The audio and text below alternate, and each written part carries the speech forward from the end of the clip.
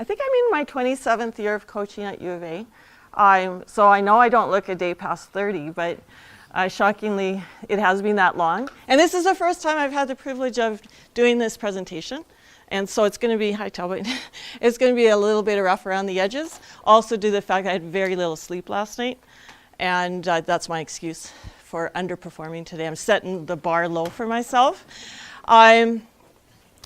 So I'll get right into it. How many of you have the privilege of coaching young women? Good for you guys. And how many are stuck with the boys? I love boys. My favorite son is a boy. I think I covered that up so my daughter can't hear it someday. So I don't know anything about coaching boys. I've never coached boys. I raised a boy that's an athlete, and I've watched them interact and communicate, but I think it's a different world. So what I'm saying to you, I'm speaking from a women's perspective. And sorry, guys that are coaching, I'm assuming guys coaching guys, or if there's any women coaching guys, you'll just have to translate it and find ways to make it apply to your context. And welcome to the world of women for the last 2,000 years. So having said all of that, I'll go right into it. I thought my topic was on-court communication, and then I saw the schedule said training on-court communication. So just to be clear, I'm not going to talk a lot about training it. I did Google that topic though, and there's lots of drills. Okay, but I think we have to talk about what it is before we really want to focus in on the detail of a practice plan and drills to do something if you don't really even know why you're doing it or where you might need the work with your particular team. So the first point is I hear a lot of noise in young female volleyball. I'm not sure how much communication is happening. So for me, it's two very, very different things. I don't care about noise. I never ask an athlete just to make noise for the sake of making noise. I want my athletes to really be able to be true to themselves. I'm an introvert. I know I coach introverts. Volleyball is a challenging sport for introverts because it's a sport where communication is absolutely required. And sometimes it's very loud. Has anyone played in Saville? It can be very loud. Some of the contexts we play in,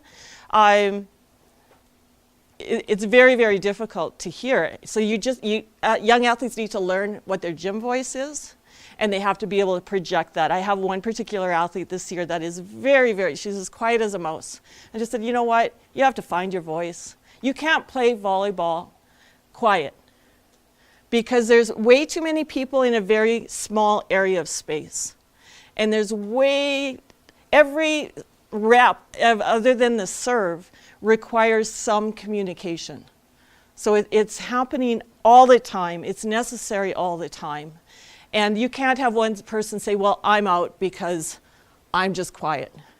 Sorry, that's not an option. Okay, now do they have to be out of their body, like over the top, screaming, yelling, be that person?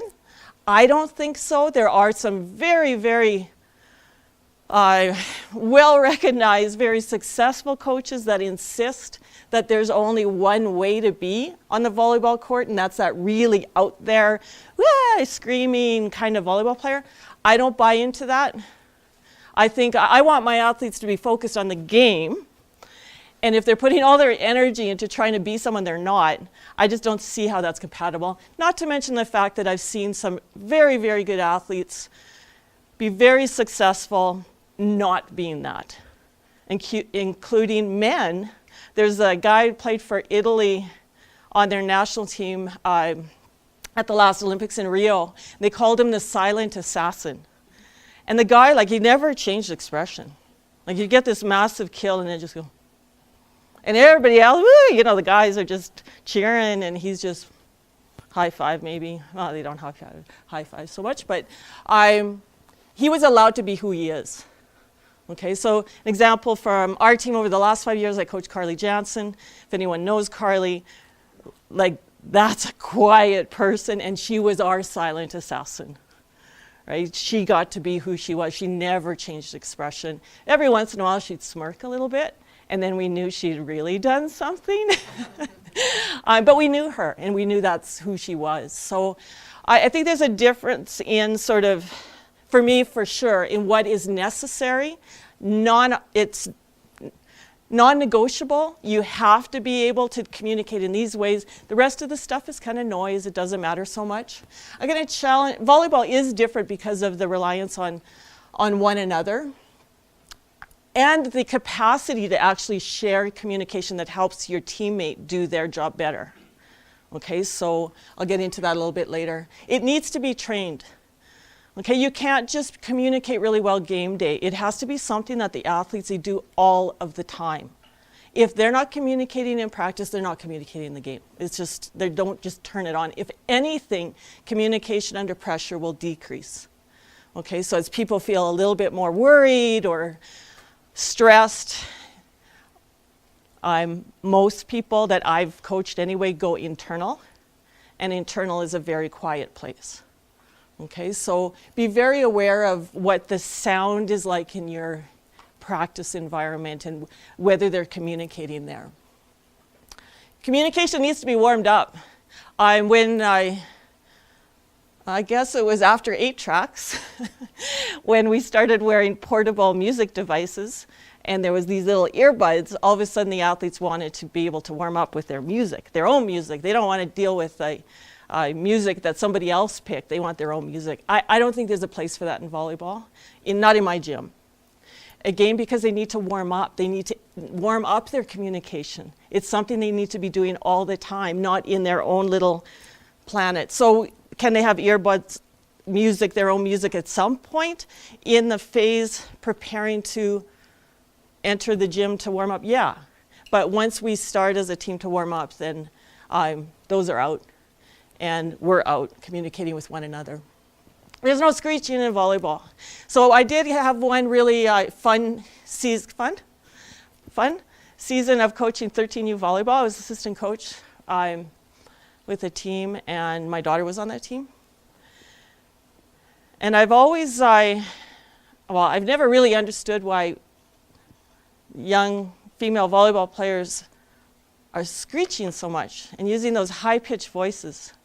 And so I don't really know where it came. I'd love to know where it came from, who started that. But there's no need for it. So with that particular team, we just said, you know what, there's no screeching. Yeah, you can cheer, but just bring it down to a level that, and they didn't screech, and they didn't need to screech, and they got better, and they played well. So I don't think screeching really makes them better. But they first have to be aware of the fact that they are screeching. So you know the screeching I'm talking about.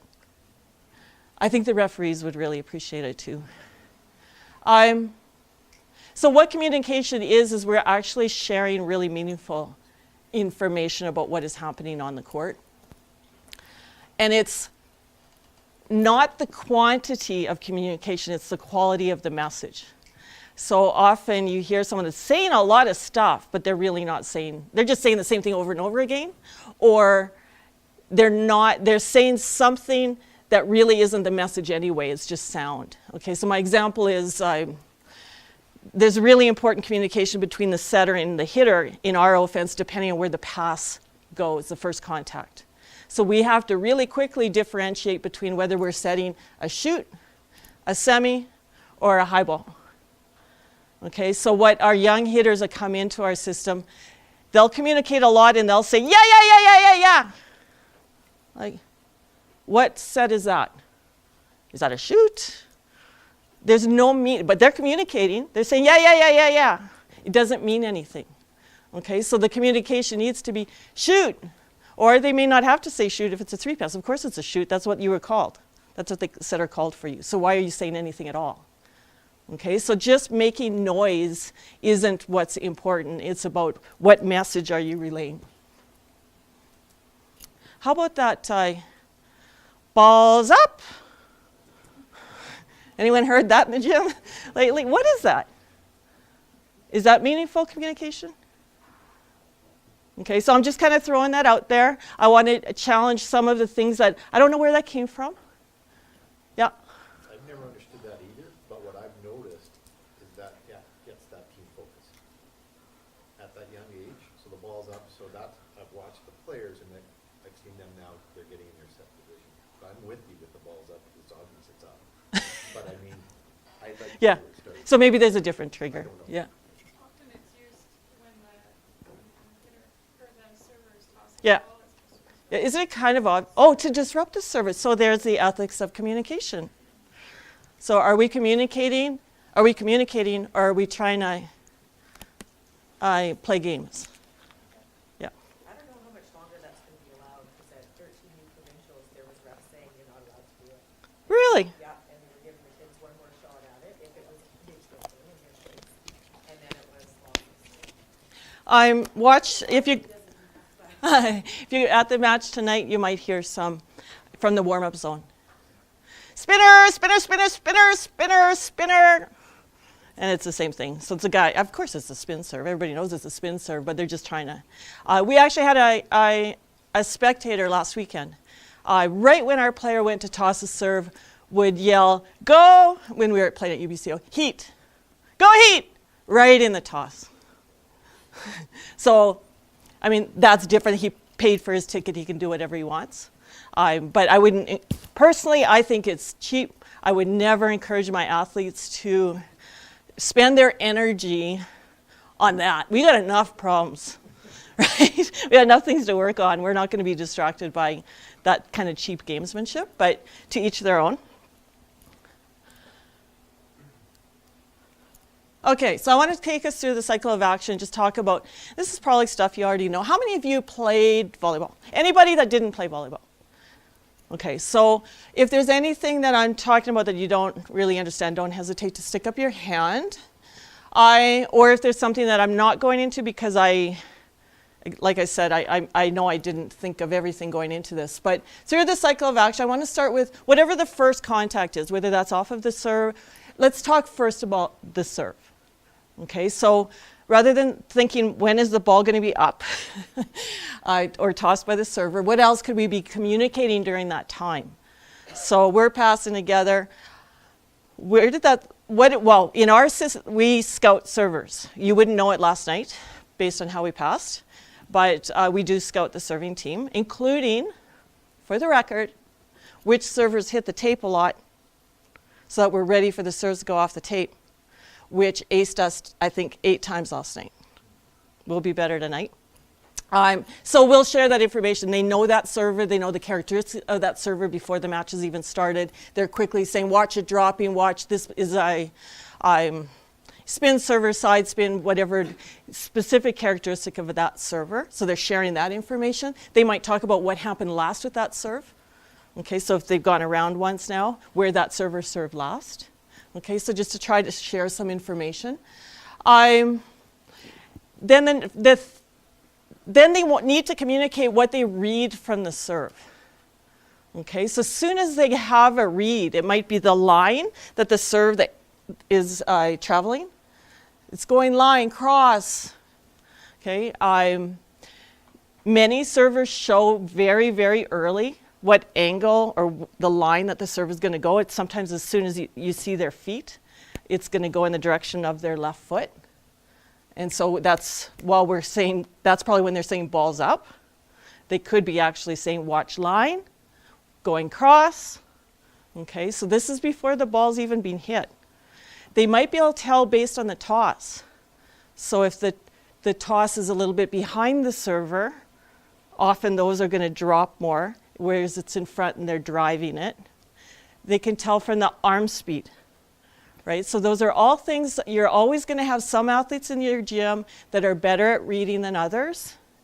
And that's gold because they make everyone else better. I kind of think of communication in the rally is if every player can be thinking they're like the color commentator and they're calling the game. They're predicting their game, they're seeing the game, they're reading the game, they're sharing what they read. And that accommodates for players that maybe don't have the experience, they haven't developed those reading skills yet, and that makes your teammate better.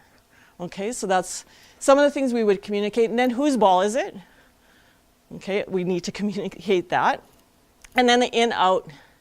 Okay, so I know there's different approaches to in-out. Some teams say they don't, if you don't say anything relative to the lines, then it's in, it's assumed in, and you only call out. So there's only one message.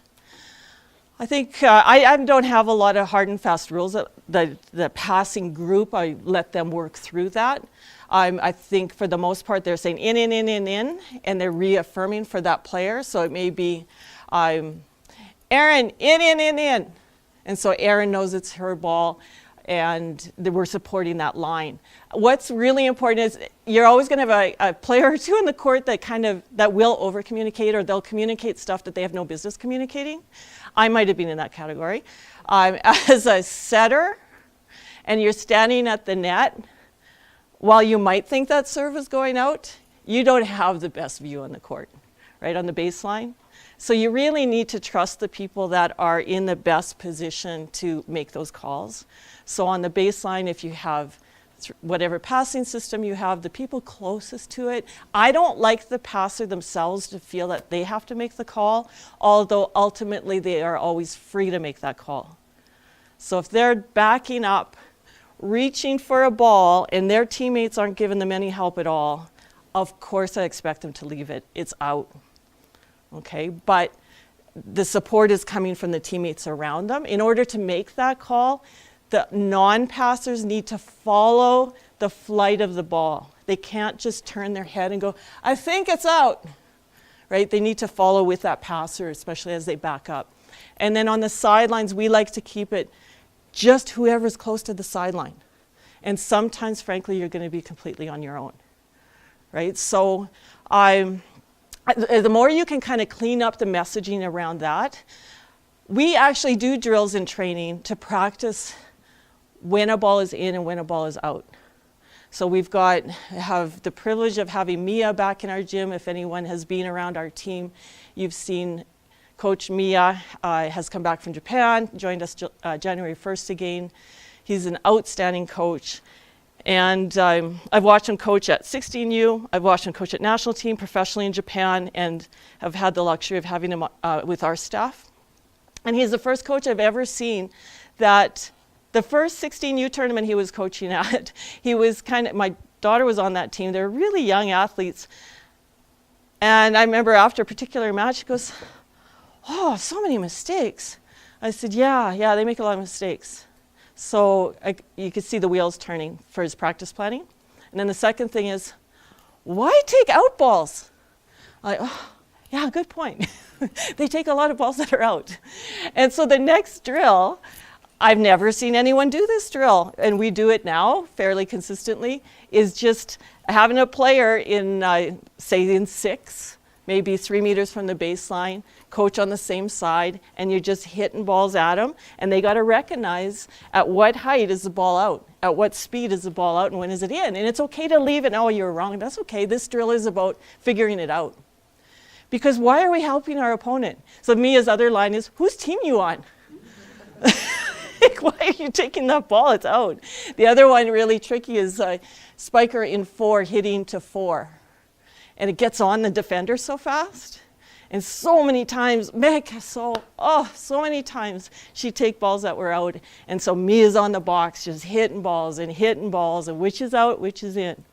Okay, so these types of things, so there's an example of being able to train something and a drill that can help the athletes make those decisions. Okay, second contact.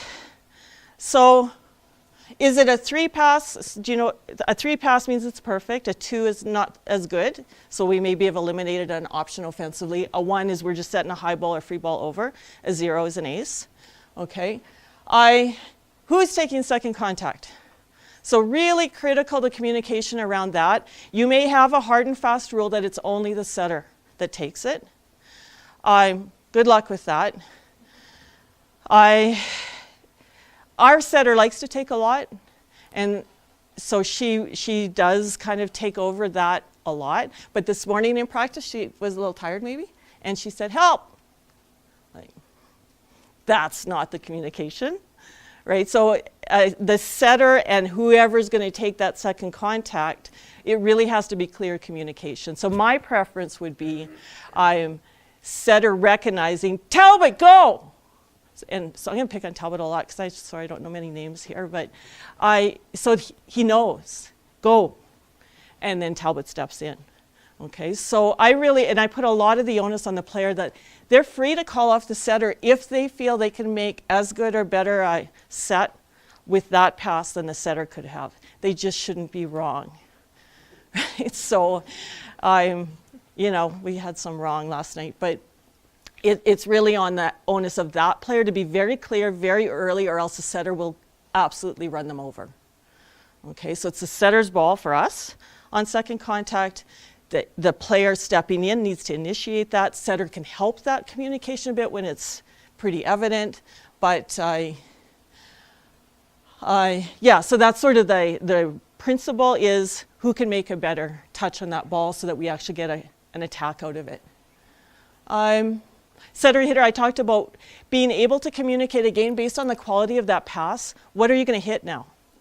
So we run a fair bit of combination play in our offense, which we should be able to run off of a 3 or a 2, but we need to know when the no-go zone is. And then what are we going to do alternatively out of that? Okay, so that again is something that the athletes need to communicate to one another, and it happens pretty fast. Okay. And then now we know who's hitting. What are we doing for them? Okay, so we're getting into... I was going to ask you after you finish. Okay, so we're going to cover the hitter. The non-attackers can certainly be supporting the attacker around how many blockers, maybe where the tip zone is if they want to drop a ball. Okay, so sometimes teams will play different defense depending at our level, depending on whether it's a treble ball or an in-system ball. And so the non-attackers can help that player read the defense and know where they can tip the ball to. They may say line, like just whatever is open defensively for the attacker. So with setter calling help, Yeah. with my 13 or 14-year-olds, and they're not a communicative bunch already, for them to think about the name and who should take it is difficult. So how do you manage I would that put it more on who's taking the ball. for them to call Yeah. out the setter? Yeah. So that- Yeah, and that communication, because setters tend to be pretty assertive Yes. and aggressive players, and that's kind of what you want in that position. So you might need some body language, nonverbal as well. Of, my ball, like really taking over that contact, so the setter has a chance to really hear the message, see the message, and Yeah, and get out of the way. yeah, get out of the way. Yep. Or collide, right? Yeah. Okay. Well, they won't collide. What will they do? So just let They'll go. stop and then the ball ends. Yeah. That's always fun. Okay, so does that make sense? Okay, so if it's not a server and it's the first contact, then we're in some kind of a defensive situation. So the ball's over. We're either serving. Well, when we're serving is ideal for communication, right? Because we have all that time, all the servers getting ready to serve to communicate about what's coming at us. Okay, so we want to share what we know. We want to share what's obvious. Okay, we know, is the setter front row or back row? Okay, we want to share knowledge of the opponent tactics. Again, we do a lot of scouting, so we know what an opponent's going to run off of every receive formation. We know what they run off of free ball. We know what they run out of defense. So we're sharing that information as defenders. It could be, it's not necessarily just the blockers. The backcourt really needs to communicate that through as well. See, I might have that clip here. Brenda Castillo is one of the best, if not the best, liberos in the world. She plays for Dominican. I went with national team last summer to the Pan Am Cup, and I just got some footage of her. I have a vested interest right now in sharing knowledge about liberos. And she just commands the court. I mean, she knows what that team's doing before they know what they're doing. And it's really awesome to see these players that just get it, and they read the game so well. So the next step now, there's being an actual contact on the other side of the net. we need to identify what the quality of that pass is. So the first thing we have to defend is the overpass. Okay, so as soon as we recognize that that ball's coming over, I don't care who it is that recognizes it. Generally, you would think it would be the blockers, right? Because they're closer to the action. But sometimes your best eye is in the backcourt. And so they need to relate what it's over, it's tight, it's something, so that we can all act in unison on something that we all knew, okay? It's over, it's tight, or it's off. If it's off the net, that probably is dictating then offensively what their options are coming at us, okay? We want to read the setter. So some setters are very obvious based on where the pass is of where they're going to set. So they always set to the short side of the court, or they always make the long set. When they get off of the net, they never set the middle. They set to the outsides. When they get pushed back, they set the 3-meter ball to pipe. When it's tight and they jump, they set the 50, the quick. Okay, so how would a player possibly know that about a setter? What's that? Yeah, like in it, if they have the luxury of watching, does your 13U team watch video? But it's just an experience thing, and that's research, right? Like I just think volleyball is, like, I'm kind of a researcher by heart, I think. I love figuring out what people do. And then you keep a book on them. Because if you're playing at 13U against each other, you're playing at 14U too, and then 15U, you're playing against that athlete for 5 years, and then maybe in university too. So figure them out. Because frankly, these players don't change that much. They get bigger and stronger and maybe a little bit more advanced, but some of those tendencies never change. Right? So certainly at our level, we do a lot of scouting on tendencies based on things like that, but it's no good to just know it if you're not recognizing it in the game situation. Right? Video doesn't play the game for you. Okay? Identify the type of set again. Is it inside or outside? So blockers need to know that as far as where they're going to position along the net. That might affect the backcourt positioning as well. So as soon as you see the ball out of the hands of the setter, we need to recognize the trajectory. Somebody needs to recognize that. If it's too far outside, maybe we don't block it. If it's too far off of the net. So those next decisions, the faster we recognize what has happened and share that, then we can act as a unit. Last night we had total chaos in a couple of situations where a blocker decided to go freelance. And so we played a system with 5 defenders and a blocker. We didn't know what she was doing. And then it looks like a backcourt mistake because a ball lands on the floor. Then you watch it off video and go, well, the blocker didn't even jump. Right? So we need to act as a unit. Defense is really, really hard in volleyball. Right? So you really need all 6 recognizing what's happening and responding as you have trained them in practice. Okay? So then reading the attacker, what's the attacker doing with the ball? Okay, if they're tipping or off speeding, their elbow is usually here. It never gets to here. Okay, so that's just a simple little cue that, again, your defenders can be watching. Where did they pull? If they did, they're probably not roll shotting or tipping. Okay, if they jump and they leave their arm here, and it's like Statue of Liberty, then a tip is coming roll. Okay, so that's the time when you say to the team, when those tips score, and then Talbot says to them, my grandma could have dug that ball. Because it's so obvious to us, right? We've seen it a million times. You know what that player is doing based on what you're seeing. But we need the athletes to understand that that's their job, is to read the game. And again, if you have one person that read it, but it wasn't their position to be responsible for that tip, they can help those other players by communicating it, okay? And then read and react to the attack, communicate where necessary in defense. You would hope in your defensive system that there isn't a lot of communication in whose ball that is, that you've worked it out, that they know what their lanes are. If they're doing that and stopping, then that you have to go back into training for them to understand how they can move in their defensive system so they don't do the head-on collision, okay? Or they just stop. So I don't think that's a communication issue in defense on first contact.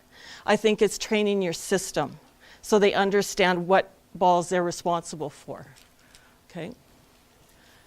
Any questions on this slide? Yeah. Yeah. Right. Coaching you 15 girls. Yeah. Communication obviously a major thing. Would you say it's more effective to actually show video and talk about it versus taking more practice time and talk about it? Because, or maybe talk about it. Would you spend more time in practice? Yeah, I think it, Talk yeah. through what's happening Yeah, now? yeah. And I think the more you can use video, the better. And it's gotten really relatively easy now. Yeah, it doesn't have to be them playing, but it could be Anybody playing. international. Yeah, playing. yeah. And the more you can, so something I would recommend, I think is fairly, I hope I'm not insulting it, I think it's fairly easy, is if you have an iPad or even just an iPhone and a video delay app, you can set it up in your gym and you can go back and look at that, right? So you put a delay of whatever you want. I think the one little app I paid $3.99 for, like $3.99. And I think I could delay up to 2 minutes. So, maybe you're doing a drill and it's defense and then you want to go and look at it, you put the delay at about 30 seconds and it should work. So I think we do need to, there aren't as many excuses as there. When I first started coaching, we were using VHS, right? We did a lot of rewinding and fast forwarding. It was awful. Do you remember how bad the video was? Have you ever gone back and looked at some of that video from even the 90s before high def? Holy moly, you couldn't see anything. And we're kind of squinting like, I think that's the ball and that's... So we're really, really spoiled now, and it's such an incredible educational tool. So just really encourage you to use it as early as possible.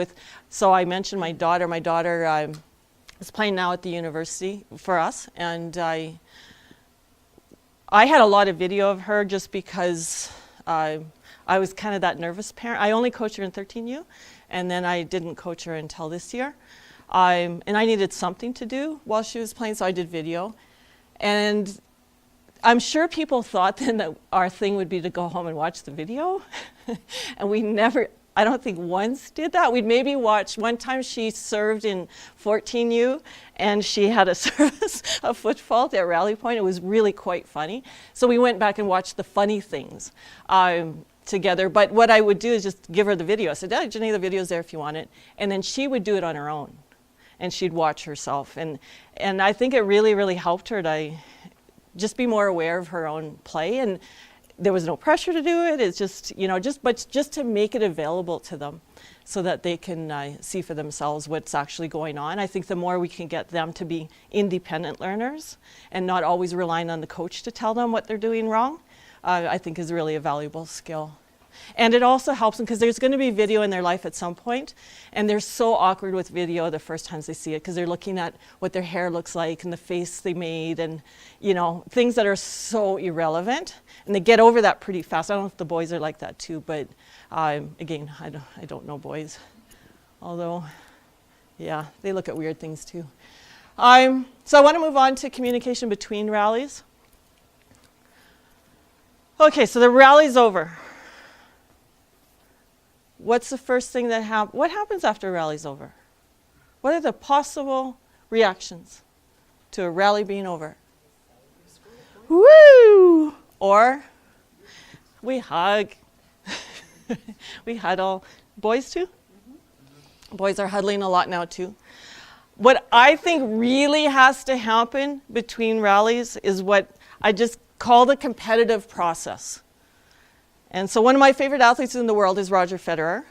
Tennis and volleyball are very similar. You have a rally, and then you stop. And then you have a rally, and then you stop. And I watch tennis athletes, what they do in between rallies. They don't have to worry about their teammates. But the great ones in the world are really, really good at the competitive process of having some kind of emotional reaction a lot of the time. There's some kind of an emotional reaction. With Raj, it's pretty subtle, but every once in a while he'll give a real yelp of, let's go! And he's really he's really happy on that point, or a little bit of a fist. But there's some kind of a emotion that comes out. You don't see a lot of his negative. I used to like John McEnroe too, to be honest, and you saw a little bit more of the negative reaction from John. But there's some kind of emotion that was attached to just what just happened. Okay, we got better out than in, right? I don't think emotion, I know women are emotional creatures, and I think we're better when we can kind of release some of that emotion and then reset for the next play, as opposed to bottling it all up to the point where we're going to burst. Do we burst sometimes? Because there's also no crying in volleyball, right? So we got to get some of that emotion. It's okay to show your emotion in volleyball, good and bad, in my books. Now, not everyone agrees with that, and that's fine. We need a bit of an analysis and a correction of what just happened. Okay, so they served at me, I passed it sideways. I'm probably gonna be a little mad. I get a chance to have my little moment, and then maybe there's a kind of I gotta get that shoulder there. And then what? Then I gotta get reset for the next one, right? So in our volleyball with the 3-ball system, we have approximately 12 to 15 seconds for that to happen. Okay, in your volleyball, maybe longer, because somebody has to go and chase the ball. That's quite a bit of time, actually. Sometimes it's too much time. A lot can happen during that downtime. And I want you to think about, in your training, do they get to practice that competitive process? Does your training resemble what the game is mentally, in this mental sort of emotional way? Okay, yep. One thing you have is frustration after sometimes. Yep. From some, and others maybe that frustration they might feel is put on them. Mm-hmm. How do you keep the team going past that? I'm going to kind of get to that, I think, because to me that's the most important thing, is that the individuals take care of themselves, and that they could learn to reset themselves for the next rally. So in our way of playing, it just struck me a number of years ago that we'd have our debriefs after a match, and so much of the conversation was about what was happening in that huddle when we were not winning the point, when we were losing the point. Like, how is the huddle the issue? Like, why isn't it, tactics or technique, or no one says you have to huddle. So why don't we just take the huddle out? So for a couple of years, we didn't huddle after a point lost. And I mean, the first thing I did was go look at video of really good volleyball teams, and women in particular. I love watching Brazil. They celebrate points as good as anyone, and they come together and they love that point. But when they lose a point, they're not huddling. They're going back to their spot and they're getting ready to play. And so but there are, for sure, top-level international women's teams that the huddle happens after every rally. Okay, so Marcello, our new coach for Team Canada, he requires them to huddle. They have to huddle after every rally. It's a requirement. So they better be really good at that huddle, because all sorts of crap happens in that huddle. Right? There's the wrong tone of voice, the wrong thing is said, didn't make eye contact. Like, those are the things that come out of the debriefs of what's going on in the huddle. So if you're asking them to huddle, you better be teaching them what to do in that huddle, because young women they're going to learn the hard way. Please give them some direction how to communicate effectively in these very difficult situations. And I think one of them is around, are you sharing are you coaching each other? And do you want them to coach each other? Do you want, in the huddle, for me to go to Talbot and say, hey, Talbot, move your feet. Talbot, I don't know, whatever the technical fault is that he made, is that my job to tell him? How does Talbot feel about that? We're 14 years old. I don't know if 14-year-old Talbot wants to be told by 14-year-old Laurie how to play volleyball. I think that's the coach's job. But maybe it is. Maybe in your dynamic that works. Right? So those are the things I don't know the answer to. I know at our level it's tricky. I don't really want the coaches in all the pressure that they're under and how hard it is to compete, to have that added dynamic of being responsible for each other's tactical feedback. Tactical is a little bit different because it's what they're doing with their skill. So maybe that hitter just blasted it into the middle blocker. Maybe the feedback is nothing, because you know that player well enough that they need some space right now. Maybe the feedback is you can drop it next time. You can tip that ball next time to wherever, whatever space is available, or wipe the outside blocker. So you're giving them some solution. Or maybe it's, you got the next one, keep swinging hard. So you're giving them something that that player needs. But remember that what that player needs might be nothing. Just get out of their face and leave them alone. That's how we are trying to play volleyball. So it's very much dependent on kind of the situation, the athletes, and what their needs are, as opposed to my rules of this, you will play volleyball the way Laurie Eisler has decided you shall play. Okay? I want them to be free. Okay, so we've really kind of debunked this huddle thing. It's the same when we win the point. So I'm going to show you a couple of examples of actual photos of what we look like after a rally. And we need to be very aware, as I said, the unintended consequences of the huddle. I think it's the illusion of cohesion. It could be a really tight, cohesive team, or it could be 6 borderline dragon ladies coming together, right? And it actually making things worse as the match persists. And if that's the case and you still really believe in the huddle, you better fix that. Because all the serving and passing and other stuff you do, that ain't your problem. It's that they don't get along. They don't know how to communicate with one another. So I'm sure that for the men in the crowd, they're like, oh man, that's fun, right? Do you know what's said in your team's huddles? I don't know. I mean, there's a lot of things said. It might be as simple as, okay, next one, or we got that one. It's very short. It's Yeah. mostly emotional and drive. When we win the rally, for sure. What about, so when you lose? When we lose the rally, the huddle is more along the lines of, if someone made a mistake, it would probably be something like, you got the next one, or something kind of, it depends on the athlete. Like I said, some don't want anything to be said to them. I'm just trying to figure out, so Yeah. It's something I'd actually never even thought of before, is that the girls' teams that I've coached all huddle. Yeah, And I've never asked. yeah, What are you guys talking about? You know? yeah. And it's, so if I'm gonna coach it, I should probably know what the, you know.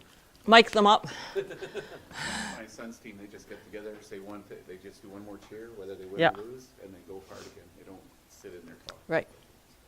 I think that's actually probably the most amazing thing I've heard, because my daughter is that 16U group this year, and for the last 2 to 3 years, that's what I've been hearing, is the negative talk that's going on in the court that the coaches are not hearing or seeing, and it's driving them into the ground. Yeah. So that's kind of amazing, is do not come together for that huddle when you lose a point, because that restricts their time to say things that they should Yeah, say. yeah. Or there's real guidelines on what is kind of allowed to be said. What's tolerable, what's acceptable, what's... And they're teenage girls, and they're very Yep. little control over what is being said.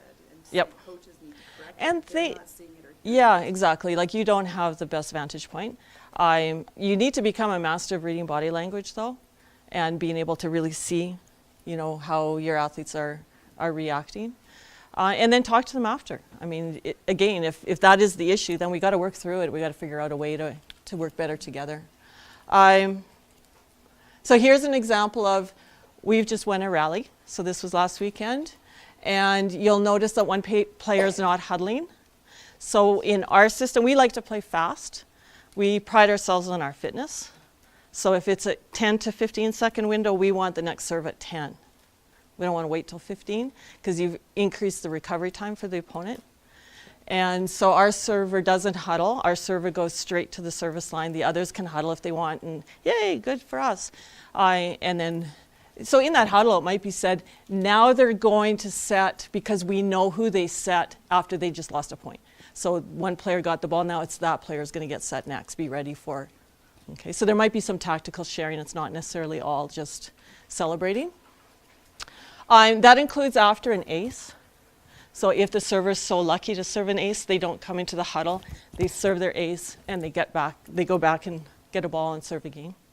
Okay, the last thing the opponent wants is for you to serve again right away, especially that same person. They would really like to have a shoelace to untie or some way to kind of delay the game a little bit.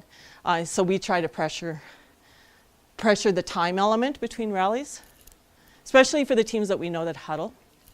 This is an example of a point lost where you see the connection of they've really come together and they've wanted to support each other. Fine. The body language is great there because they're all engaged. They're together, yeah.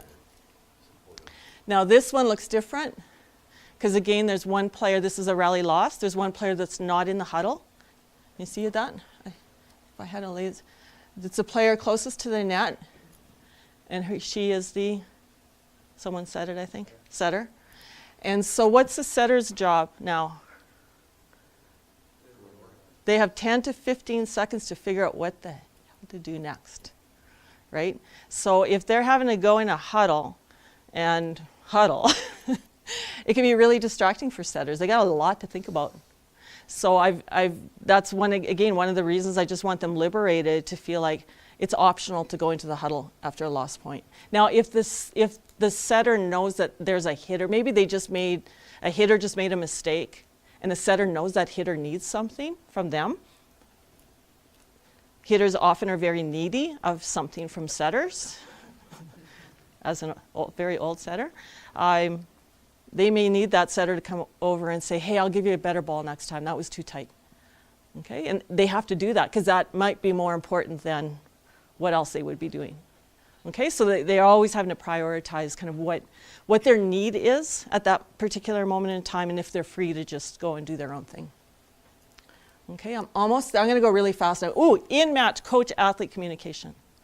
Look at the communication that's going on there. Marcello is topped by, over there, left. He's really communicating, right? There's a lot being said. A lot of the coach-athlete communication in competition is body language. Is nonverbal, and he's a really intense guy. I was the kind of team leader at the Pan Am, what was it called? Pan Cup? Pan Am? Yeah. And I was scared. So, I mean, he's just really intense, and I think one of the best coaches in the world, which is why I would put him up there, beside one of the best coaches in the world, Rezende from Brazil. Pretty intense guy. A lot being communicated there. Looks a little bit severe, right? Now ask yourself, can I do that with my 13U girls? Probably not, right? So how we're delivering that message is probably going to be very contextual. Okay, if I'm doing that on the sideline, they know I'm really pissed, right? Or it's so loud, it's the only way I can kind of get that message across. Will Ferrell's just celebrating, man. Like he's really telling his team, kicking and screaming that he's there with them and he's celebrating that point. And some coaches are like that. You've seen the YouTube videos of coaches that literally are playing the game with the athletes. And if that's you, have at her. That's way too much energy for me. And Glenn, very subtle coach, Glenn Hogue. But a very powerful communicator. So there's always communication happening. I think that's something you have to be very, very aware in game. You're always communicating something to your athletes, even if you're not saying anything. Okay, I've tried to be very careful about my body language in competition. I used to cross my arms a lot, and then I read stuff about nonverbal and realized that that's a very anxious position, really closed off, like you look kind of scared. So I've gone to the power position. And I try to be consistent on it. I know when I'm not feeling as good because I don't want to go there. I don't feel powerful. But I need to look powerful for my athletes. I need to be consistent. Okay, I feel that I'm a situational leader. I want to give them what they need, not what I need. I may need to kick a chair right now, but if they don't need me to do that, I better not kick a chair. Okay, it's about them, it's not about me.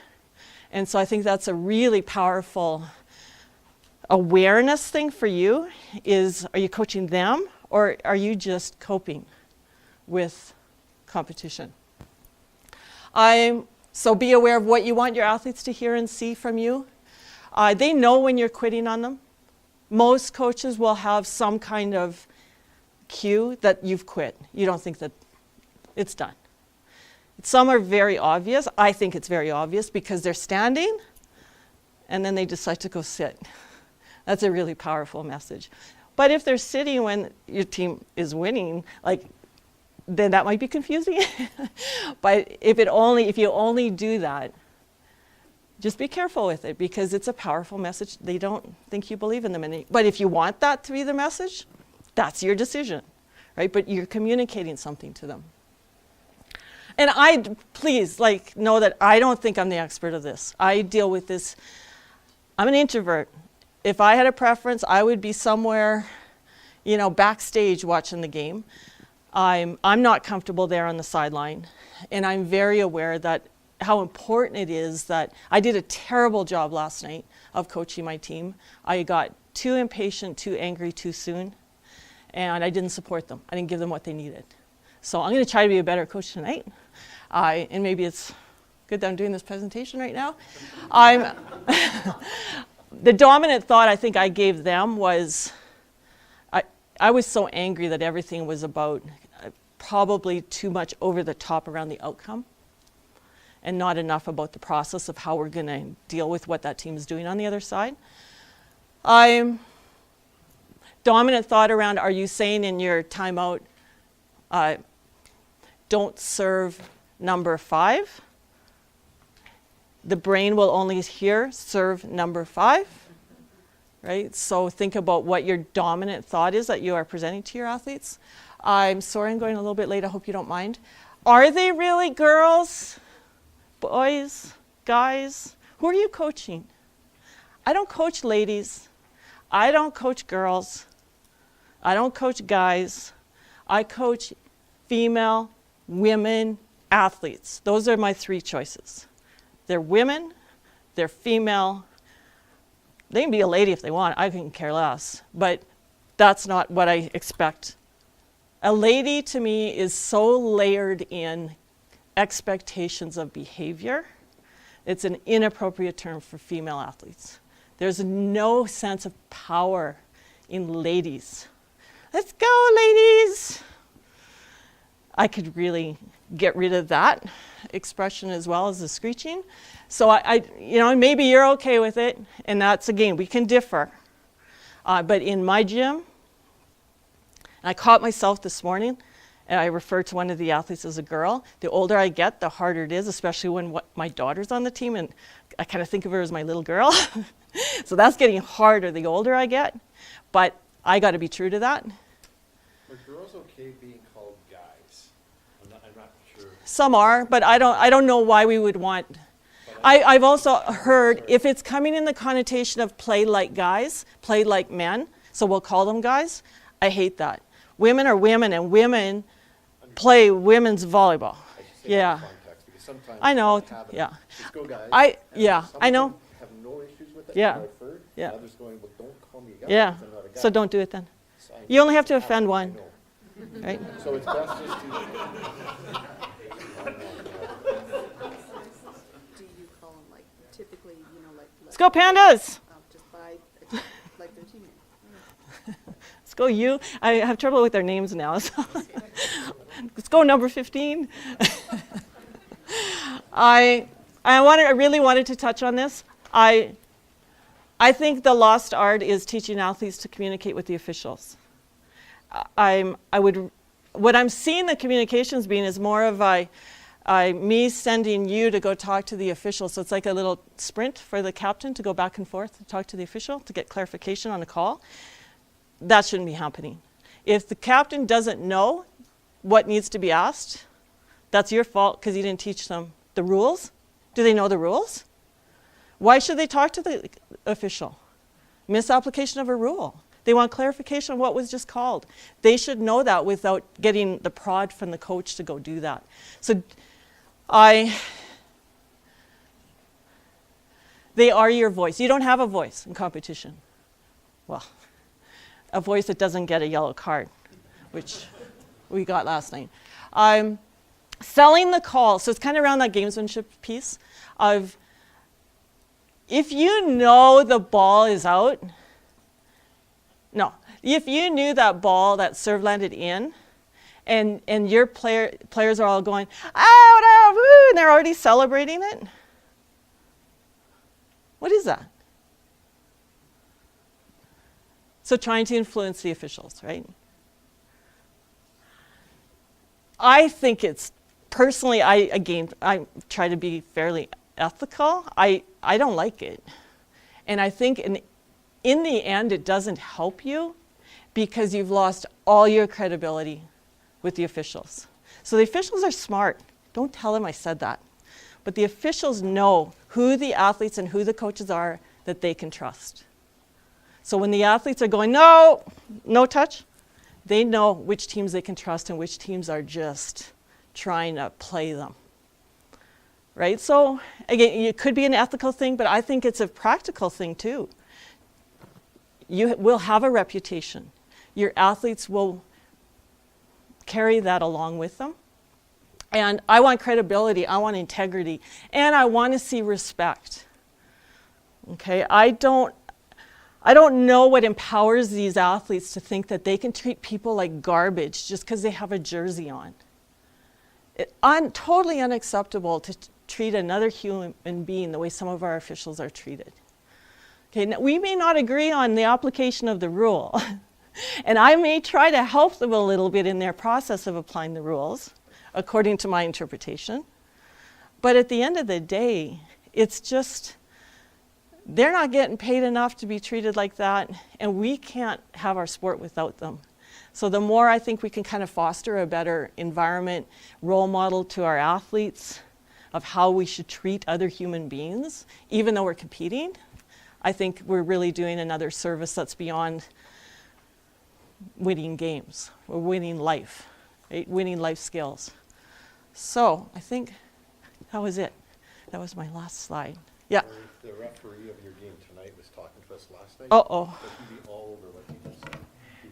Just exactly what you said, he echoed, is that's how he wants to be treated. I'd like to be treated well too, by the way.